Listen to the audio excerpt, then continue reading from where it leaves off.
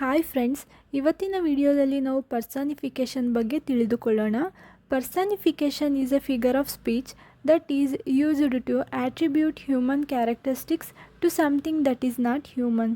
ಇದರ ಅರ್ಥ ಹ್ಯೂಮನ್ ಕ್ಯಾರೆಕ್ಟರಿಸ್ಟಿಕ್ಸನ್ನು ನಾವು ನಾನ್ ಹ್ಯೂಮನ್ ಥಿಂಗ್ಸ್ಗೆ ಕಂಪೇರ್ ಮಾಡುವುದಾಗಿದೆ. ಸರಳವಾಗಿ ಹೇಳೋದಾದರೆ ಜೀವ ಇಲ್ಲದೇ ಇರುವಂತಹದ್ದಕ್ಕೆ ಜೀವ ತುಂಬಿ ಹೇಳುವುದು ಎಂಬ ಅರ್ಥವನ್ನು ನೀಡುತ್ತದೆ.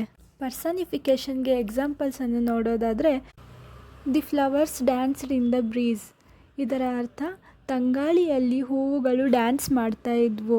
ಇಲ್ಲಿ ನಾವು ಗಮನಿಸಬಹುದು, ಹೂವುಗಳಿಗೆ ಡ್ಯಾನ್ಸ್ ಮಾಡುವುದಕ್ಕೆ ಬರುತ್ತಾ? ಇಲ್ಲ. ಈ ಡ್ಯಾನ್ಸ್ ಮಾಡುವುದು ಮನುಷ್ಯರ ಕ್ವಾಲಿಟಿಯಾಗಿದ್ದು ಇದನ್ನು ಫ್ಲವರ್ಸ್ಗೆ ಕಂಪೇರ್ ಮಾಡಲಾಗಿದೆ. ಹಾಗಾಗಿ ಇದನ್ನು ನಾವು ಪರ್ಸನಿಫಿಕೇಷನ್ ಎಂದು ಕರೆಯುತ್ತೇವೆ. ಇದೇ ರೀತಿ ಇತರೆ ಉದಾಹರಣೆಗಳನ್ನು ನೋಡೋದಾದರೆ the moon smiled down on the earth. ಚಂದ್ರನನ್ನು ಮನುಷ್ಯನ ನಗುವಿಗೆ ಕಂಪೇರ್ ಮಾಡಲಾಗಿದೆ. Next, the last piece of cake called my name. ಅಂದರೆ ಕೇಕ್ನ ಕೊನೆಯ ಪೀಸ್ ನನ್ನ ಹೆಸರನ್ನು ಕರೆಯಿತು. ಕೇಕ್ಗೆ ಮಾತನಾಡುವುದಕ್ಕೆ ಬರುತ್ತಾ? ಇಲ್ಲ. ಮಾತನಾಡುವುದು ಮನುಷ್ಯನ ಗುಣವಾಗಿದ್ದು ಇದನ್ನು ಕೇಕ್ಗೆ ಕಂಪೇರ್ ಮಾಡಲಾಗಿದೆ. Next, the moon played hide and seek.